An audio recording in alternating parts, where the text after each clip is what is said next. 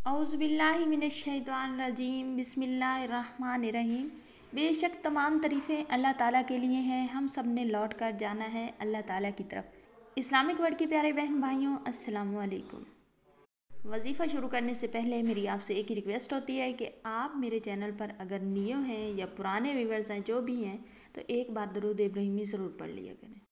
आज मैं आपको रमज़ान का एक ज़िक्र बताने वाली हूँ जो कि बहुत ही बेनिफिशियल है, जिसके बहुत ज़्यादा अजर सवाब है। और अगर आप हज़ारों मसाइल में भी घिरे होंगे तो आप ये ज़िक्र पढ़ने के बाद अल्लाह से दुआ करेंगे तो अल्लाह ताला आपकी डायरेक्ट दुआ सुन लेगा। डायरेक्ट आपकी दुआ अल्लाह ताला के पास पहुंचा दी जाएगी।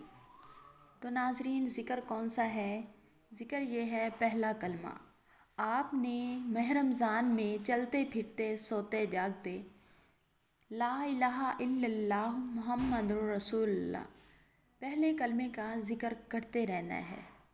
सारा दिन आपने पहले कलमे की तस्बीह करनी है, चलते फिरते सोते जागते। उसके बाद आप अल्लाह के हज़ूर में जो भी दुआ मांगेंगे अल्लाह ताला आपकी दुआ ज़रूर कबूल फरमाएगा।